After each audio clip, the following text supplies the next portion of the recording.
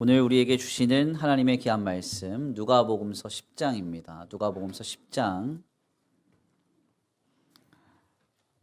38절에서 42절까지의 말씀. 누가복음서 10장 38절에서 42절까지의 말씀입니다. 다 찾으신 줄 알고 다 같이 한 목소리로 함께 봉독합니다. 시작. 그들이 길 갈 때에 예수께서 한 마을에 들어가심에 마르다라 이름하는 한 여자가 자기 집으로 영접하더라.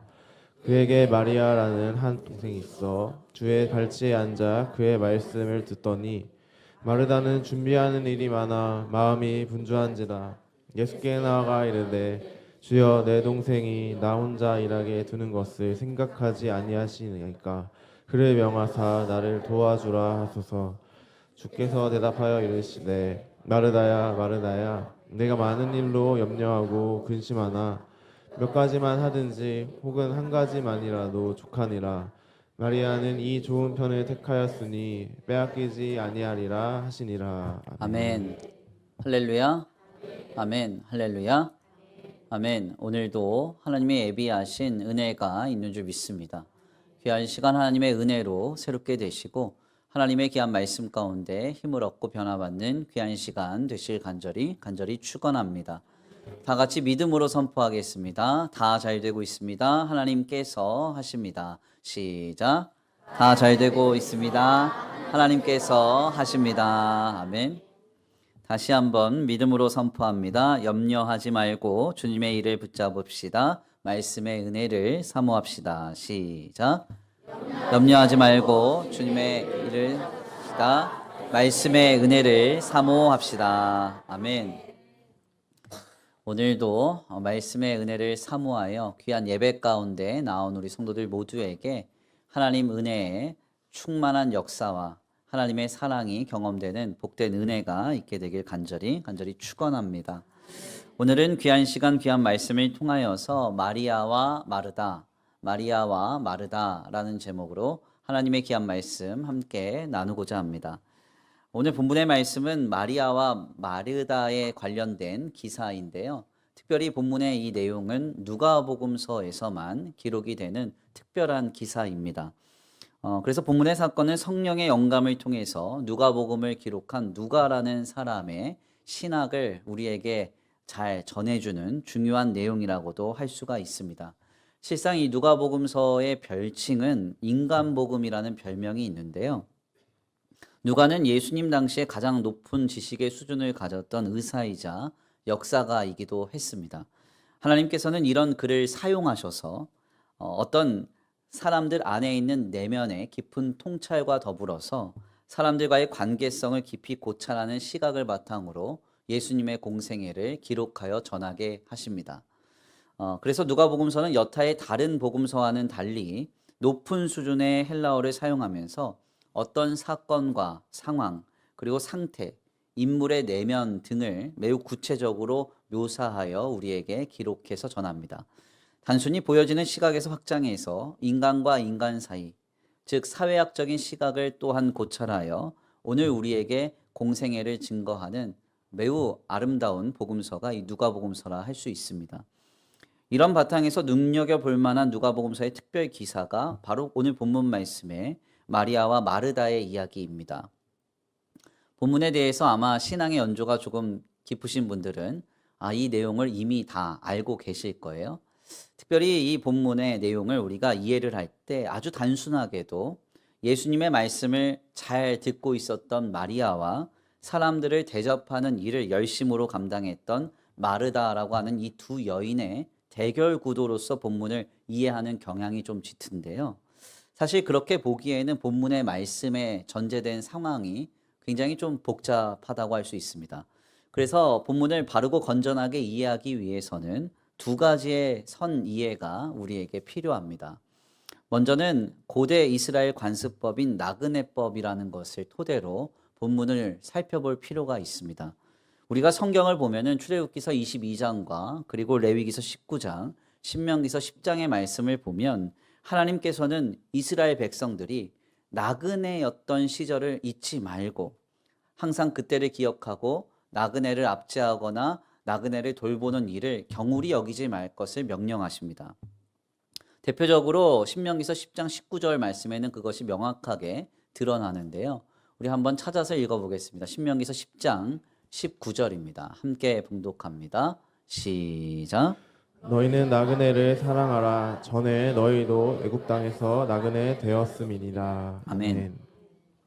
주님이 뭐라고 말씀하세요? 나그네를 사랑하라 이렇게 말합니다.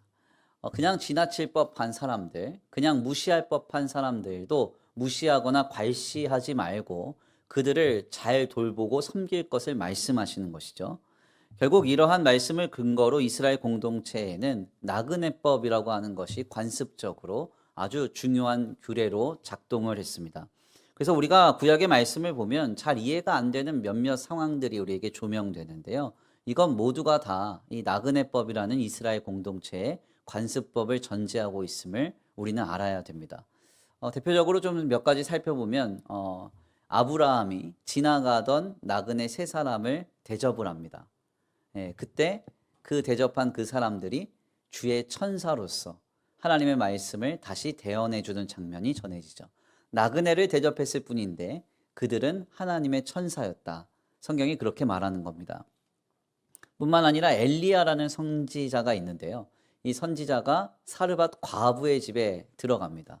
그랬더니 과부는 굶어 죽을 줄 알면서도 그 선지자를 대접을 하죠. 우리 같으면 어떻게 해요? 먹을 것 없으니 옆집으로 가세요. 이렇게 이야기해야 될 것 같은데 그렇게 하지 않는다는 거예요. 왜 그런 거 하냐면 이 나그네법 때문에 그렇습니다. 더 황당한 것은 다윗이 도망 다닐 때 나발이라고 하는 부자에게 먹을 것을 공개할 것을 요청합니다. 우리 무리가 배가 고프니 우리를 대접해달라 했더니 나발이 그것을 거절하고 그리고 이 다윗을 무시하죠. 그때 다윗이 분노를 하면서 그를 죽이겠다 이렇게 하면서 말합니다. 너무 이상한 장면이죠. 제가 여기 앞에 계신 우리 장로님한테 우리 교육자들이 지금 배가 고프니 밥 좀 사주십시오 했더니 우리 장로님이 요즘 밥 못 먹고 사는 사람이 어디 있습니까? 알아서 드세요. 이렇게 얘기를 하면 그럼 제가 화가 나가지고 죽이겠다. 이거 뭔가 이상하잖아요. 전개가. 그렇죠? 이상하잖아요. 그런데 도대체 왜 이런가? 이 돕고 돕지 않고는 가진 사람의 권리인데 도대체 왜 성경은 이 부분을 문제 삼을까? 더 나아가 이 다윗과 나발의 이야기를 들어보면 거절한 나발은 결국 하나님께 징계를 받아 죽게 됩니다. 여기에는 어떤 의미가 담겨져 있을까요? 신명기서 10장 19절이죠. 주님의 말씀을 경홀히 여기고 자신의 형통과 풍요에 빠져서 나그네였던 때, 네가 가지지 못했을 때, 연약했을 때를 기억하지 못하고 약자를 돌보며 사랑하지 않음에 대한 주님의 징계가 있다는 사실을 우리에게 전하고 있는 겁니다. 바로 이러한 나그네 관습법을 통해서 오늘 본문의 말씀을 좀 살펴보면요. 본문의 내용은 매우 다른 방향으로 읽혀지기 시작하죠. 38절 말씀에 따르면 마르다는 길을 지나가시는 예수님과 그 무리를 자신의 집으로 영접합니다. 쉽게 말하자면 나그네를 자신의 집으로 모신 거예요. 다른 복음서를 좀 잘 들여다보니까 이 마르다가 마리아라는 자기의 자매와 그리고 나사로라고 하는 남자 형제와 같이 살았다 그래요. 어디에서? 베단이라는 곳에서 살았다. 베단이라는 곳은 이제 그 원어적인 해석을 보면 가난한 자들의 도시, 슬픔의 도시 이런 뜻입니다. 그래서 오늘 우리로 치면 달동네 이런 데예요. 달동네 같은 데서 부모도 없이 삼남매가 힘을 모아서 살아가던 가정에 예수님과 그리고 예수님과 함께했던 많은 사람들이 들이닥친 겁니다. 그러니까 소유가 그다지 풍족치 않았던 이 마르다의 가정 안에서는 이 문제는 굉장히 심각한 문제로 작동하게 되죠. 그 집에 예수님만 오신 게 아니라 예수님과 함께했던 제자들, 구경꾼들까지 들이닥쳤을 겁니다. 그러면 이 마르다는 그 다음에 뭘 고민하게 돼요? 나그네법에 따라서 이들을 어떻게 대접할 것인가? 가진 건 없고 환경은 어렵고 어떻게 대접해야 되는가 하는 문제에 봉착하게 되는 겁니다. 그래서 40절 말씀 보니까 마르다가 준비하는 일이 많아 마음이 분주하게 되었다라고 성경은 말합니다. 이 고민은 결코 가벼운 고민이 아니었죠. 하나님의 말씀대로 행해야 하는 나그네법을 잘 지키는 그 일을 감당할 수 있을 것이냐, 감당하지 못할 것이냐 하는 사명과 관련된 하나님의 말씀의 순종과 충성과 관련된 아주 중요한 문제였던 겁니다. 그런데 이 문제적 상황 속에서 더더욱 큰 어려움이 닥칩니다. 그게 뭔가 하냐면 이 문제를 혼자만 고민하고 있었다는 거예요. 자신의 자매인 마리아는요, 마르다를 전혀 돕지도 않았고, 언니 어떻게 하면 좋아? 사람이 이렇게 많이 왔어. 우리가 가진 떡은 10인분인데 100명이 왔어. 뭐 이랬다는 기록이 없잖아요. 예. 그냥 예수님 발 앞에 앉아서 조용히 계속 말씀만 듣고 있는 거예요. 바빠 죽겠는데. 우리는 이런 사람을 보고 뭐라고 말합니까? 눈치가 없어도 너무 없다. 예. 생각이 있니? 없니? 이렇게 되는 거예요. 그죠? 제가 조금 와닿게 우리 여성 성도님들에게 말씀을 드리면, 여전도회 구역이 주일날 이렇게 식사 봉사를 하십니다. 그래서 이제 식사 봉사를 다 각자의 역할에 맡아서 다 하는데, 밥을 맡은 권사님이 안 보여. 시간은 12시 10분. 이제 성도님들이 올라올 때가 됐는데 이 권사님이 안 보이고요. 그래서 밥은 눌러놨나 봤더니 밥도 안 눌러놓고 사라진 거예요. 그래서 동네를 사방팔방 다 찾아도 없어요. 근데 나중에 찾아보니까 어디 있어요? 지하 예배당에서 예배하고 있는 거예요. 자, 이런 상황이면 어떻게 해야 됩니까? 저는 빠질 겁니다. 주님이 오셔야 화해가 가능해요. 이거는 사람이 할 수 있는 일이 아니에요. 자, 이런 상황이 벌어진 거랑 똑같은 거죠. 결국 마르다가요, 화가 나서 폭발해가지고 예수님께 이렇게 말합니다. 40절 말씀 함께 봉독해요. 40절 시작. 그러자는 준비하는 일이 많아 마음이 분주한지라 예수께 나아가 이르되 주여 내 동생이 나 혼자 일하게 두는 것을 생각하지 아니하시나이까. 그를 명하사 나를 도와주라 하소서. 아멘. 마르다가 얼마나 기가 막혔으면 이렇게 말했겠어요. 예, 일이 많아서 마음이 분주한데, 속이 터지는데, 이 마리아는 가만히 있으니까 화가 나가지고 주님 왜 나 혼자 일하게 두십니까? 마리아에게 말 좀 해주십시오. 이렇게 말하는 겁니다. 아마 이제 그 남자 형제들 같았으면 벌써 싸웠을 거예요. 치고받고. 그리고 아마 예수님 안 계셨으면 마리아의 머리털은 마르다에 의해서 다 뽑혔을 겁니다. 예.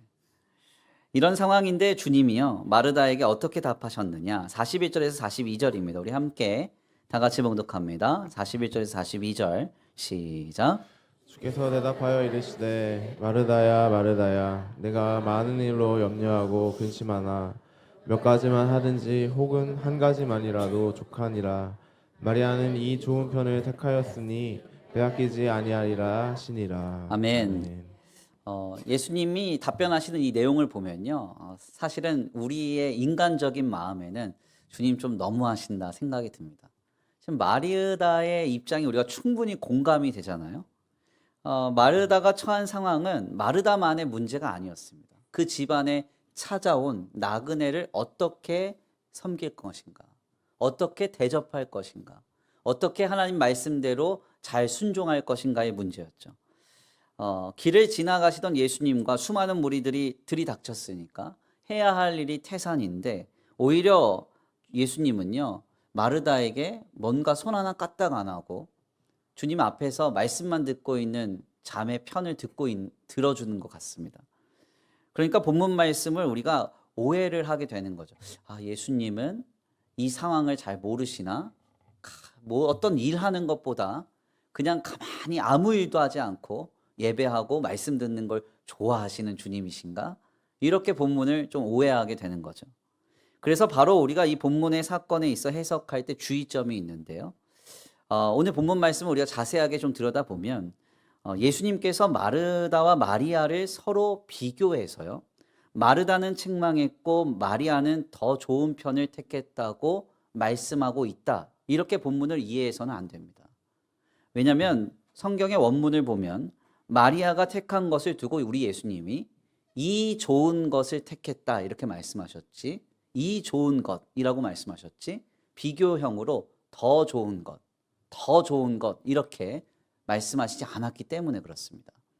그러니까 주님은 마리아와 마르다를 비교하시지 않았어요. 뿐만 아니라 예수님은 마르다를 책망하시지도 않았습니다. 오히려 원문의 뉘앙스를 잘 들여다보면 마르다를 걱정하심이 더 많이 묻어납니다. 주님이 뭐라고 말씀하세요? 40절에 41절에 네가 많은 일로 근심하고 있구나.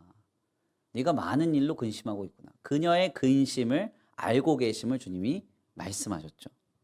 결국 여기에서 우리가 본문을 바르게 해석하는 두 번째 선 이해가 필요합니다. 그게 뭔가 하냐면 바로 마리아의 경탄이라는 관점으로 본문을 이해해야 한다는 거예요.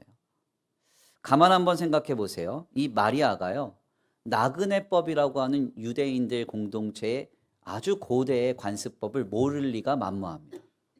알고 있었을 거예요. 나그네가 오면 대접해야 된다. 알고 있습니다. 뿐만 아니라 베다니에서 살아가는 자기의 집에 수많은 무리들이 찾아올 때 그들을 영접하는 일, 대접하는 일이 쉽지 않다는 것도 알고 있었을 겁니다. 그런데 이 같은 상황에서 많은 일로 근심하고 있는 마르다와는 달리 마리아는 도대체 어떻게 예수님의 발 앞에서 잠잠히 말씀만 듣고 있을 수 있냐는 거예요.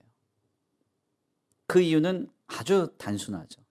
마리아는요, 지금 자신을 찾아오신, 자신의 집에 찾아오신 예수님이 너무나 감격스러웠기 때문입니다. 그 예수님을 향한 경탄이 모든 것을 잊게 만든 거예요.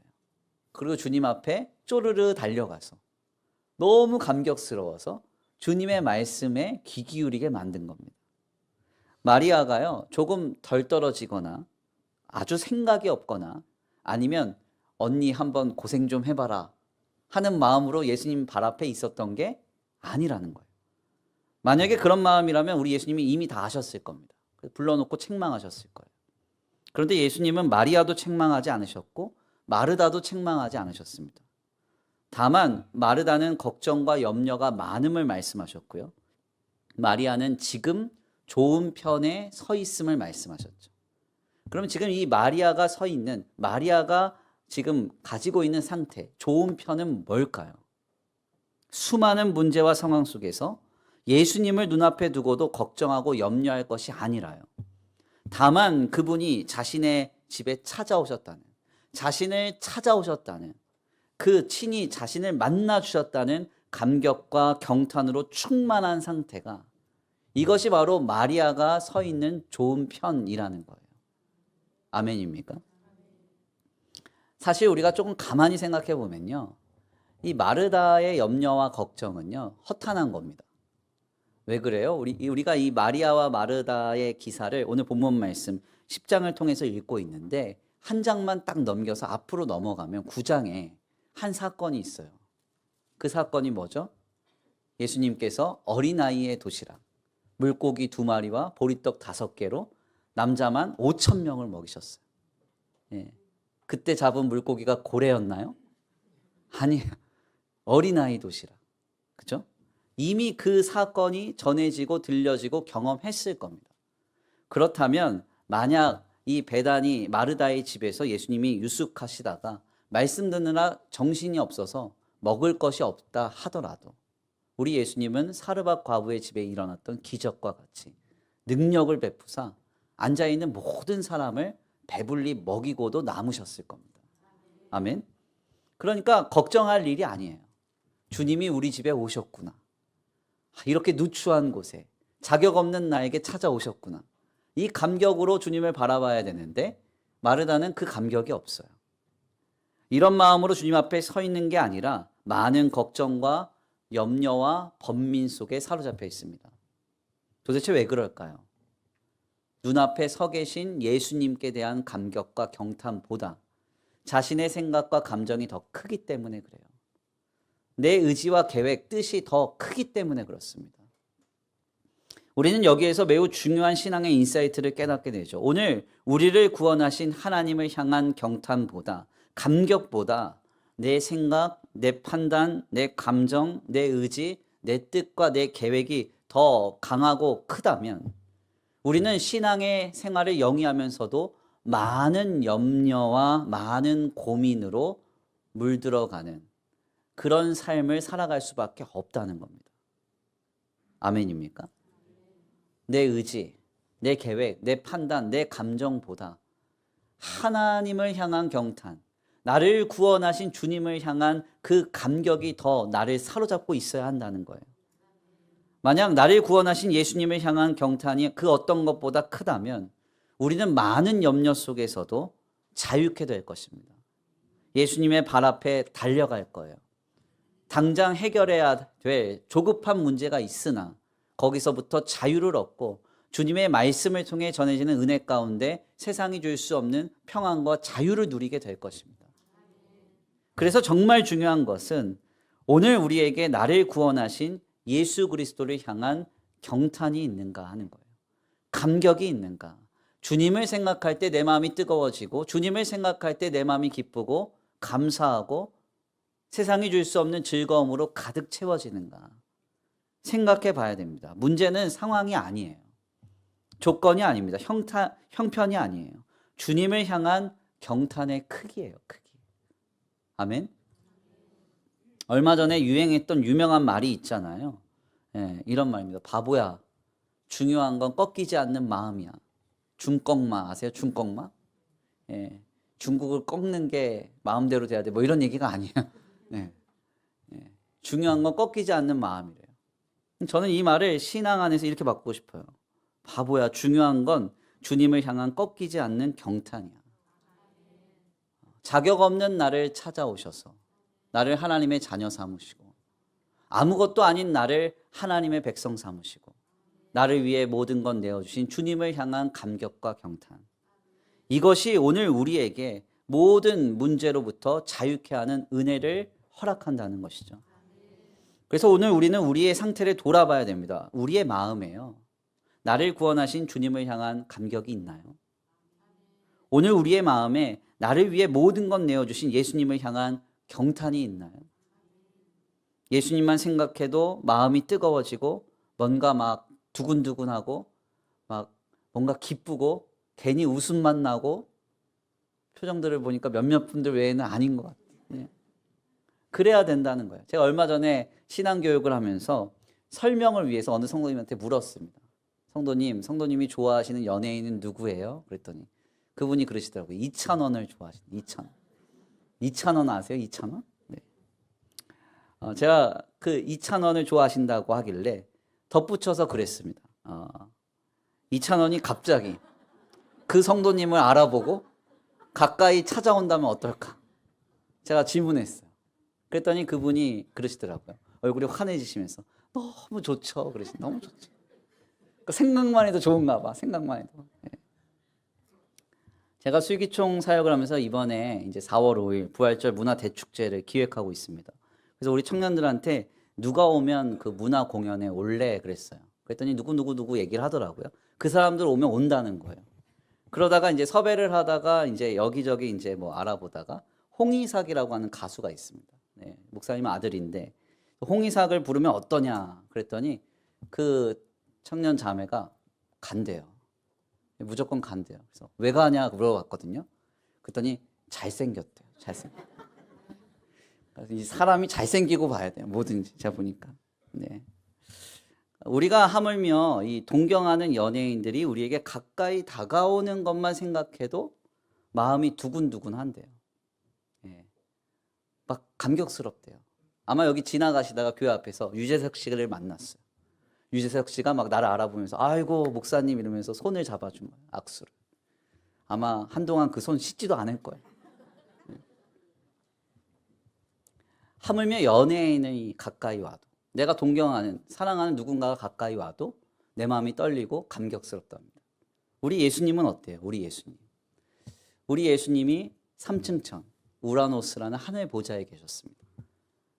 그 보좌에서 해, 달, 별이 떠 계신 우주를 뚫고 새들이 날아다니는 하늘을 넘어 이 땅에 오셨어요.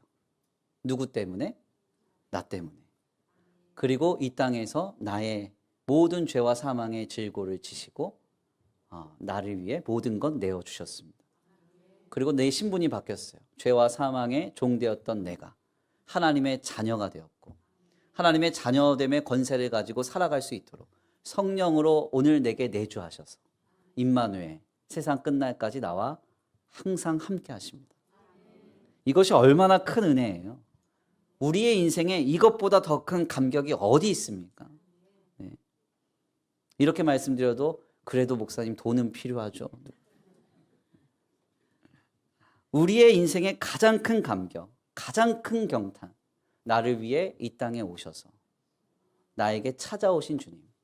어떤 자격과 공로가 충족돼서가 아니라 자격 없는 나에게 아직 여전히 죄인인 나를 위해 모든 것 내어주사 찾아오신 그 주님. 그 주님을 향한 기쁨과 감격이 우리 안에 있어야 한다는 것이죠. 오늘 우리에게 다시 한번 물어보십시오. 우리의 마음에 나를 구원하신 주님을 향한 경탄이 있습니까? 우리의 마음에 나를 위해 모든 것 내어주신 예수님을 향한 감격이 있나요? 우리의 마음을 분주하게 하는 그 많은 고민들보다 주님께 대한 감격과 경탄이 우리로 주님 앞에서의 자유를 누리게 하고 있는가? 다시 한번 생각해 보아야 한다는 것입니다. 실상 우리가 믿음 생활을 하다 보면 연조가 깊어져 가면서 당연히 주님께 대한 기쁨과 감사, 감격을 가지고 살아가야 됩니다. 라는 사실은 이미 잘 알고 있습니다.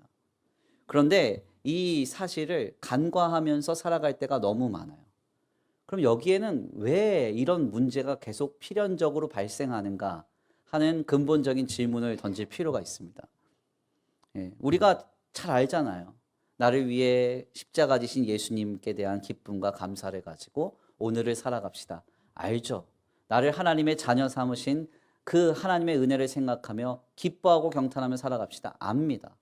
근데 이게 잘 안 될 때가 많다는 거죠. 잃어버릴 때가 많다는 거예요. 그래서 더 나아가 우리가 질문을 좀 해보면 왜 도대체 우리가 이것을 자주 잊고 감격과 은혜를 누리지 못할까? 조금 사변적이지만 그 근본적인 이유를 우리는 오늘 본문 말씀에서 말하지 않는 부분을 추론하면서 확인할 수 있습니다. 도대체 왜 마르다는 예수님께 대한 경탄보다 많은 일로 더욱 근심했고 마리아는 예수님께 완전히 몰입하는 경탄으로 많은 일에 대한 근심을 내려놓고 자유할 수 있었을까요? 조금 사변적으로 추론을 해보면 그 해답을 38절에서 찾을 수 있습니다. 한번 읽어볼게요. 38절 시작. 그들이 길 갈 때에 예수께서 한 마을에 들어가심에 마르다라 이름하는 한 여자가 자기 집으로 영접하더라. 아멘. 38절 말씀에 보면 지금 자신의 집에 예수님을 초대한 사람이 누구라고 성경이 말해요? 마르다.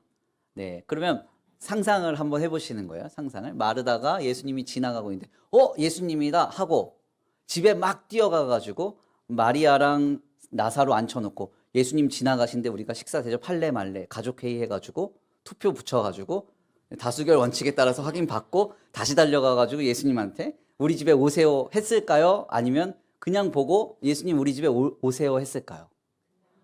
네, 알기는 잘하시네요. 성경을 상상해서 읽으면 너무 감격스러워요. 네. 그러니까 이 마르다는 자신의 뜻과 계획과 의지에 따라서 예수님을 자신의 집으로 모셔온 거예요. 그렇지만 마리아는 어때요? 예수님을 초대했어요? 안 했어요? 안 했습니다. 아마도 성경이 말하고 있지는 않지만 마르다는 자신의 판단으로 예수님을 초대했고 이에 관해서 마리아와 가족회의를 했거나 상의하진 않았을 거예요. 그러니까 마르다는 처음부터 예수님을 자신의 집에 모시고 올 계획과 뜻, 판단을 이미 가지고 있었다는 것이죠. 그러나 마리아는 어때요? 아무 생각이 없었어요. 아무 생각이 없었어요. 근데 느닷없이 예수님이 자기 집에 찾아오신 거예요. 이 둘의 차이가 실상 경탄의 유무를 결정한다고 해도 과언이 아닙니다. 그래서 사실 본문의 마르다와 마리아는 누가복음서 10장의 흐름상 율법과 복음으로 운유가 돼요. 마르다는 율법입니다. 그리스도 대신 예수님을 자신의 뜻과 의지, 계획과 실천으로 자신의 집에 모십니다. 그리고 어떤 행동을 통해서 그리스도에게 가까이 더 가려고 애를 써요. 네. 그러나 마리아는 어떻습니까? 마리아는 아무런 준비 없이, 아무런 계획 없이 느닷없이 찾아오신 예수님을 만난 거예요. 여기에서 마리아는 뜨겁게 감격할 수밖에 없었던 것이죠. 예수님이 오시다니 쪼르르 달려가서 주님이 무슨 말씀하시나 이것만 듣고 있는 거예요. 이런 상황에 마르다와 마리아의 내면을 상상할 필요가 있습니다. 마르다는 주님이 길을 지나가시니까 내가 예수님을 내 집으로 모셔야지. 내가 저 주님께 대접해야지. 내가 저 주님을 섬겨야지. 내가 그러고 있어요. 근데 마리아는 어때요? 이게 웬일이야. 이게 웬일이야. 예. 나는 아무 준비가 안 했는데, 우리 집은 청소도 안 돼 있는데, 주님 모시기에 너무 부족한데 주님이 내게 찾아오셨네. 이렇게 주님을 맞이하고 있는 거예요. 이것이 바로 율법과 복음의 개념을 은유하고도 있는 것이죠. 우리에게 왜 경탄이 없을까요? 신앙의 많은 여정 속에서 그 논리를요, 율법적으로 갔기 때문에 그렇습니다. 무언가 내가 열심으로 하면 주님이 주신다. 내가 어떻게 헌신하고 바치면 어떤 것을 경험하고 누릴 수 있다. 이런 식의 논리로 우리의 신앙생활을 영위하면 감격이 없어집니다. 제가 가만 보니까 우리의 신앙생활 가운데 주어지는 모든 것은 율법적 논리가 작동하지 않습니다. 대가가 아니라는 거예요. 모든 건 다 은혜입니다. 은혜. 전적인 선물이에요. 하나님이 느닷없이 오셔서 찾아오셔서 우리에게 베풀어 주시는 거예요. 네, 많은 것을 바쳐야 많은 것을 받고 많은 공로를 쌓아야 많은 걸 누릴 수 있는 게 아니라는 거예요.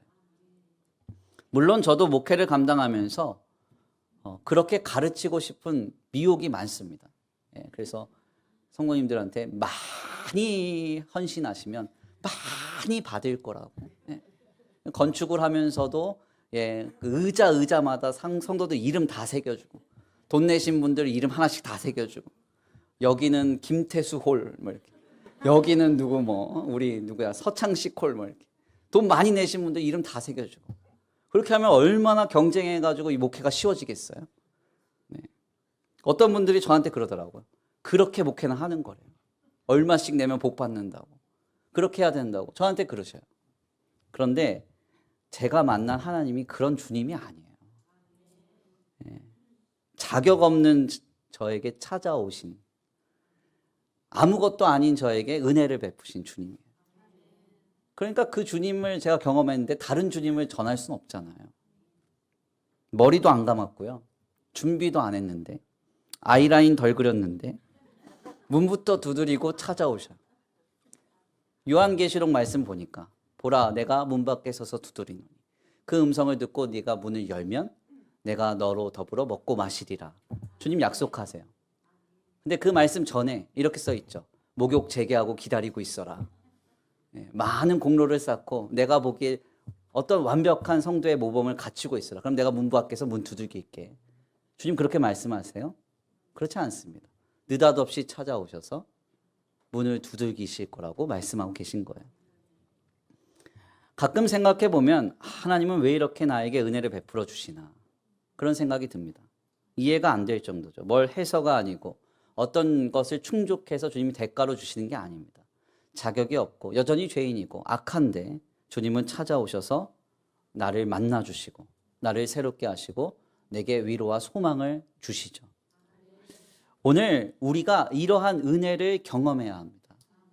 내가 주님을 모시겠습니다. 내가 주님께 식사를 대접하겠습니다. 내가 열심으로 해서 주님께 더 가까이 가겠습니다가 아니라 불현듯 내게 찾아오신 그 주님 앞에 너무 감사한 마음으로 서는 그 심령이 회복되기를 간절히 축원합니다. 이 은혜가 우리에게 임하면요, 문제는 여전히 문제인데 예수님의 발 앞으로 달려갑니다. 그리고 그 안에서 세상이 줄 수 없는 평안을 누릴 수 있어요. 저는 이 은혜를 우리 모두가 누렸으면 좋겠습니다. 언젠가 한번 말씀드렸지만 어린아이는요, 전쟁통에서도 엄마 품에서 잠을 자요. 네, 이게 어떻게 가능한 일이에요? 옆에서 포탄이 터지고 총소리가 들리고 난리통이 벌어졌는데도 아이는 엄마 품에서 잠을 잡니다. 그 이유는 매우 간단하죠. 아이가 아무것도 하지 않아도 무한한 사랑과 한량없는 자비를 베풀어 주시는 엄마 품을 신뢰하기 때문에 그래요. 오늘 우리에게 이 은혜가 있습니다. 특별한 자에게 은혜가 임하는 게 아닙니다. 목사님은 목사님이니까 그런 은혜가, 장로님은 장로님이니까 그런 은혜가 아니에요. 예수를 그리스도로 믿어 우리가 하나님의 자녀가 되었다고 한다면 오늘 그 은혜는 우리에게 이미 허락된 것입니다. 제가 건축을 하면서 많이 들었던 말들 중에서 이런 말이 많이 들려요. 목사님 요즘 힘드시죠? 예, 얼굴 표정이 힘들어 보이나 봐요. 예. 사실 근데 이제 저는 그 심정적으로나 신앙적으로 힘들진 않고요. 일이 좀 많고 사역이 좀 많아지면서 사역적인 어떤 체력의 한계 때문에 시간과 체력의 문제로 좀 힘듭니다. 오히려 저는 이제 성도님들을 많이 좀 걱정하는데요. 우리 교회당 공사가 처음에 이제 9월, 원래는 이제 당회에서는 5월부터 계획을 한 건데, 이제 9월부터 시작을 해서 지금 이제 5개월이 지났는데 아직 마무리가 안 됐잖아요. 그러니까 이 과정에서 정말 많은 걸 깨닫거든요. 그 중에 깨닫는 것 중에 하나는 뭐냐면, 아, 공사는 봄에 하는 거구나. 이제 정확하게 이걸 확신해요, 확신. 예. 왜냐면 찬바람이 불기 시작하면 남자들은 가을을 타셔요. 그리고 이제 연말 연초가 되면 마음이 싱숭생숭하세요. 그래서 아, 공사는 따뜻할 때 하는 거구나. 제가 이제 많이 깨닫고 다음 공사는 따뜻할 때 할 거니까 네. 함께 기도해 주시길 바랍니다. 아무튼 근데 이 과정에서 꽤나 큰 공사였고 복잡한 공사였는데 희한하게 성도님들 걱정은 많이 됐는데 저는 그렇게 힘들지 않았습니다. 지금도 힘들지 않아요. 그 이유는 뭐냐면 제게 늘 찾아오시는 주님을 지속적으로 계속해서 경험하고 있기 때문입니다. 문제가 없어서가 아니에요. 문제는 계속 있어요. 상황은 계속 벌어집니다. 그런데 제게 찾아오시는 주님의 은혜가 저를 자유하게 합니다. 때때로 주님은 제게 말씀으로 찾아오세요. 성경을 읽는데 제 마음이 떨립니다. 마치 주님이 제 앞에 불현듯 서 계신 것 같은 느낌을 받을 때가 있어요. 성경을 읽다. 그럼 그때 느껴요. 아, 나는 혼자가 아니구나. 하나님이 나와 함께 하시는구나. 이 체험이 있을 때 자유가 임합니다.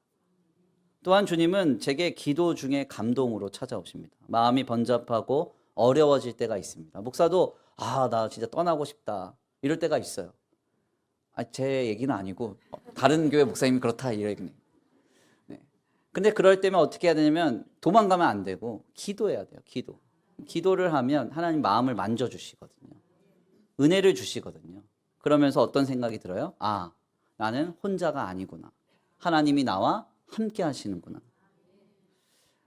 더 나아가 종종 주님은 하나님의 사람을 통해서 제게 찾아오시는 은혜를 베풀어 주십니다. 그래서 우리가 사도신경을 고백하면 어떻게 고백해요? 내가 성령을 믿으며 거룩한 공교회와 성도의 교제를 믿습니다. 하나님의 아름다운 사람들을 만나면서 저를 위로해 주세요. 제가 요 근래 어떤 한 교회 가는데 그 교회를 제가 거의 20년 만에 갔거든요. 20년 만에 그 교회는 엄청나게 성장했습니다. 예, 제가 처음 20년 전에 갔을 때보다 엄청나게 성장했는데 그 교회 담임 목사님을 가까이서 뵐 기회가 있었는데 너무 감동받았어요. 20년 전 그대로시더라고요. 인격이. 교회는 엄청나게 커졌습니다. 말도 못하게. 본당만 1600석이니까. 엄청 크죠. 그렇게 커졌는데 목사님이 인격이 그대로예요.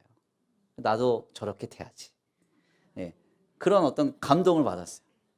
기도 많이 해주시면 될 거고, 기도 안 하지, 이러면 또 아닌데, 이건.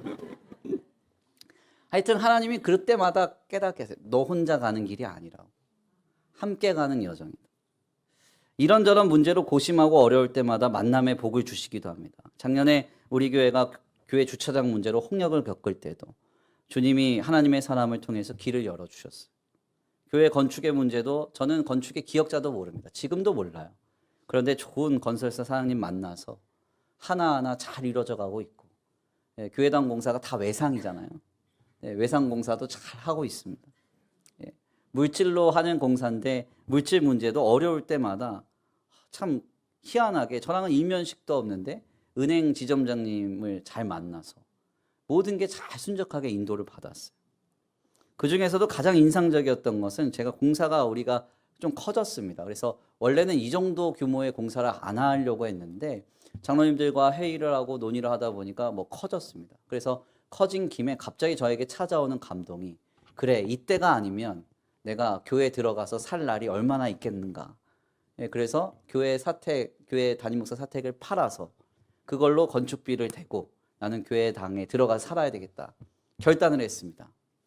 감동도 안 받으시고 막. 아무튼 근데 이제 그 과정에서 어떤 일이 있었냐면 이게 그 과정에서 매매를 하려고 내놓으니까요. 은행 실수로 담임 목사 사택에 저당권이 잡혀 있는 거예요. 그게 발견됐어요, 이번에.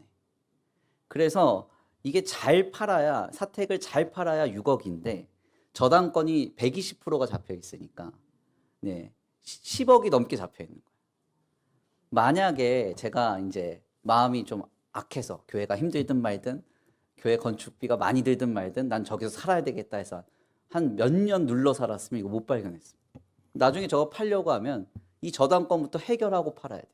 집을 팔아도 저당권이 해결이 안 돼요. 예.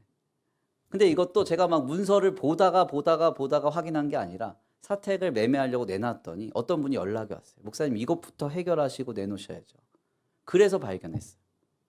예. 그때 이 은행 대출을 저희한테 뚫어주셨던, 작년에 은행 대출이 다 막혔잖아요.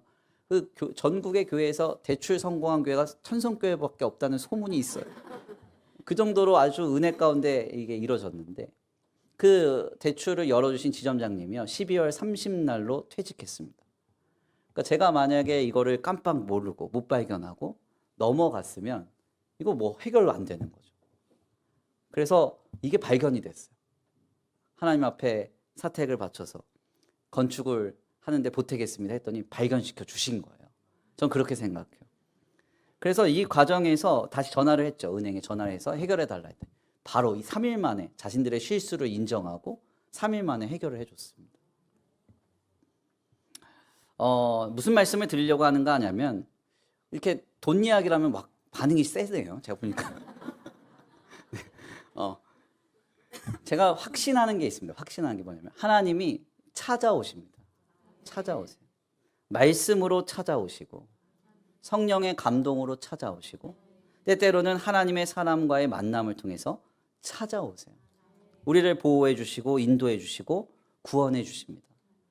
그 은혜의 감격이 우리 안에 충만해야 됩니다. 문제 없는 인생 없습니다. 아픔 없는 인생 없고 고통 없는 인생 없습니다.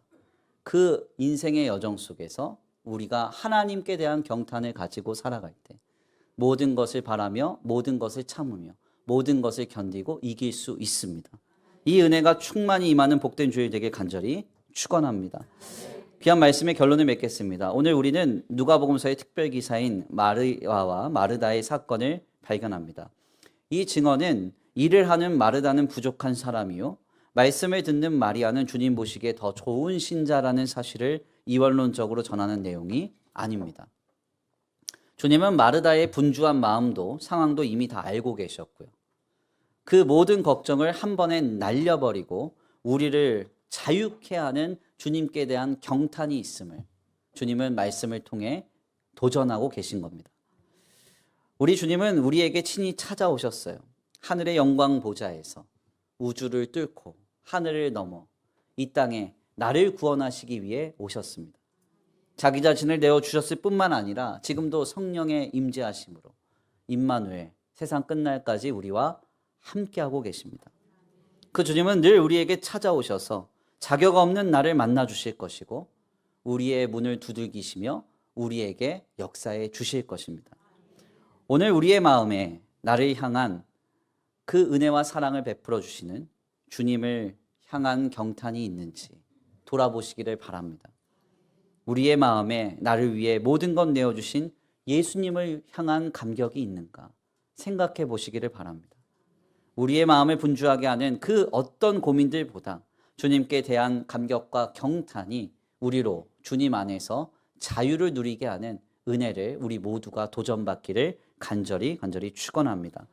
자격 없는 나에게 불현듯 찾아와서 내게 말씀하여 주시는 예수님의 은혜와 사랑으로 충만하여 그 주님의 은혜 안에서 모든 것으로부터의 자유를 누리는 복된 주일 되시길 간절히 축원합니다. 우리 이 시간 귀한 말씀 붙잡고 함께 기도하겠습니다. 찬양의 가사를 생각하시면서 함께 고백하겠습니다. 주 예수 내 산 소망 찬양하겠습니다. 주 예수 내 산 소망 찬양합니다. 곡을 바꾸겠습니다. 네, 주 예수 내 산 소망으로 바꾸겠습니다.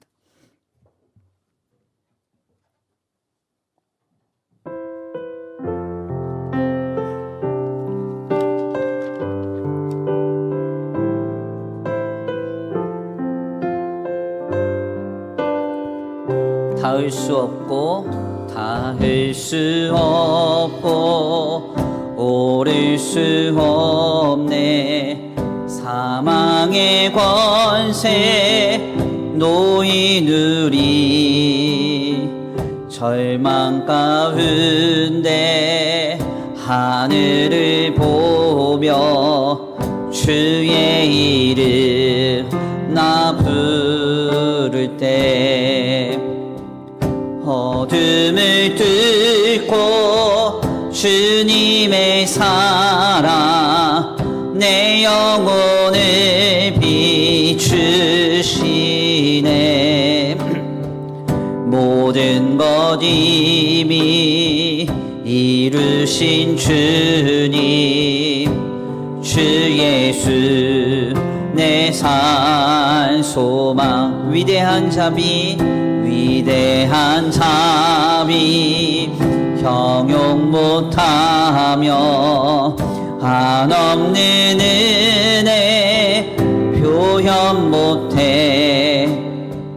내 죄와 수치 자기 위하여 이 땅 위에 주 오셨네. 주의 십자가 주의 십자가 날 구원하사 왕의 자녀 삼으셨네.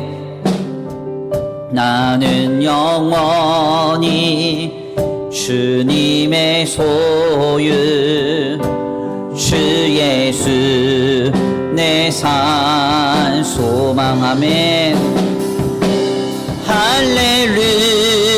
할렐루야 주의 이름 찬양해. 할렐루야 내게 자유 주셨네. 죄의 저주 끊으심 구원의 주하 주 예수 내 산소. 할렐루야 할렐루야 주의 이름 찬양해. 할렐루야 내게 자유 주셨네. 죄의 저주 끊으신 구원의 주 그 이름 주 예수 내 산 소망. 위대한 자비 위대한 자비 형용 못하며 한없는 은혜 표현 못해. 내 죄와 수치 지기 위하여 이 땅 위에 주 오셨네. 주의 십자가 주의 십자가 날 구원하사 왕의 자녀 삼으셨네. 나는 영원히 주님의 소유 주 예수 내 산 소망. 할렐루야 할렐루야 주의 이름 찬양해. 할렐루야 내게 자유 주셨네. 죄의 저주 끊으신 구원의 주 이름 주 예수 내 산 소망. 할렐루야 할렐루야 주의 이름 찬양해. 할렐루야 내게 자유 주셨네. 죄의 저주 끊으신 구원의 주 그 이름 주 예수 내 산소. 두 손 높이 들고 할렐루야 할렐루야 주의 이름 찬양해. 할렐루야 내게 자유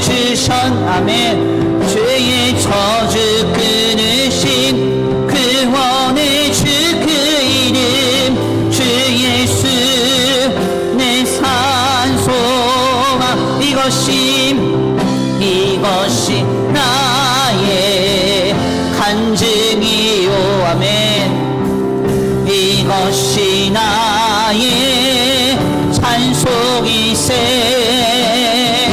나 사는 동안 끊임없이 그 주를 찬송하리. 이것이 나의 간증이요, 이것이 나의 간증이요. 아멘.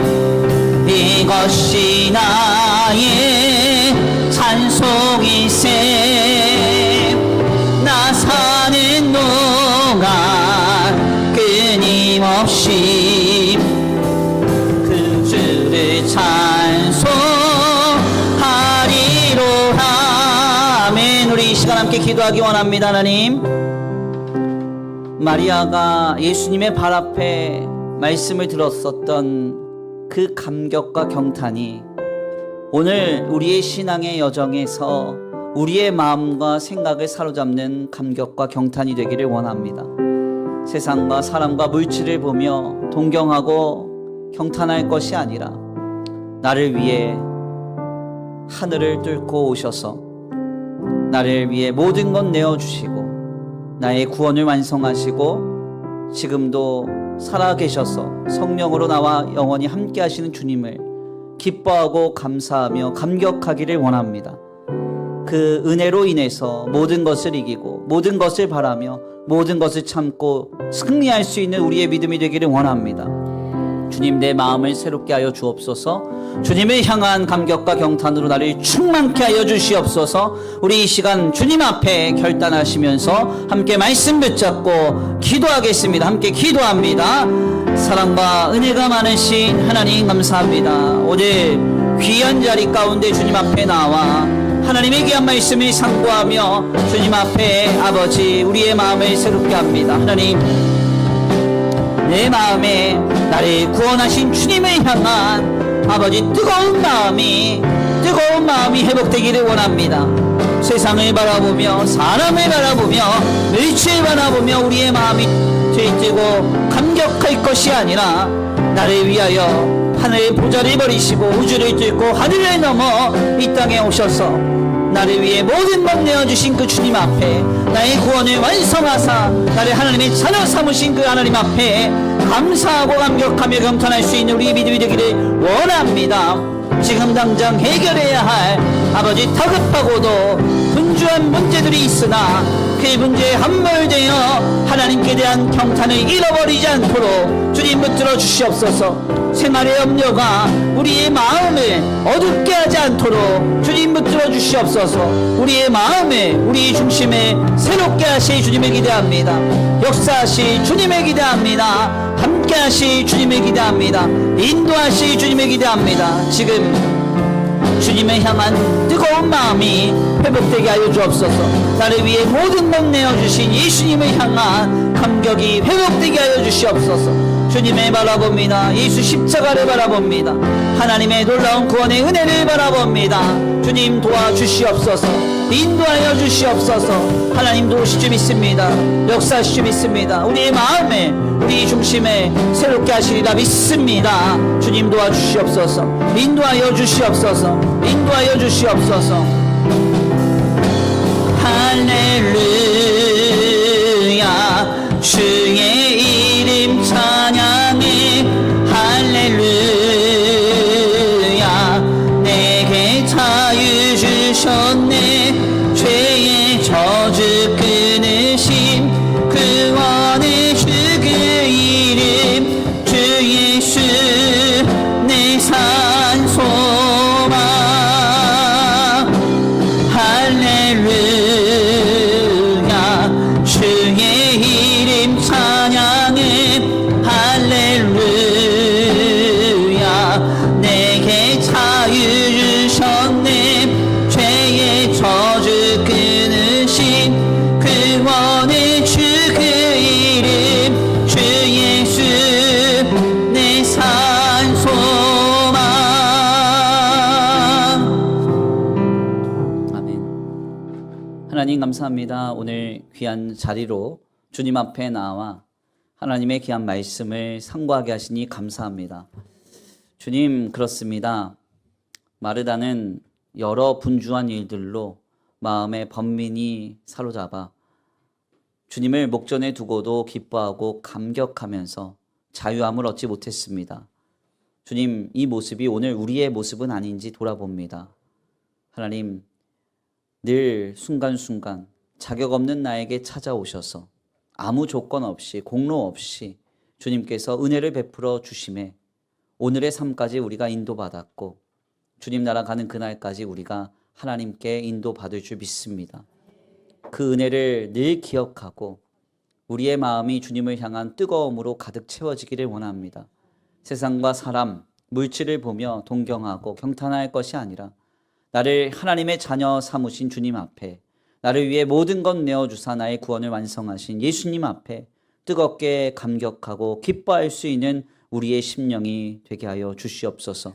성령으로 은혜를 베풀어 주사 순간순간 우리에게 찾아오시는 주님을 경험하게 하시고 단회적인 은혜가 아니라 지속적이고 계속적으로 말씀을 통해서 성령의 감동을 통해서 성도의 교제를 통해서 우리에게 은혜를 베풀어 주시는 주님을 만나게 하여 주시옵소서. 오늘 귀한 주일 주님 앞에 나와 예배하고 돌아갑니다.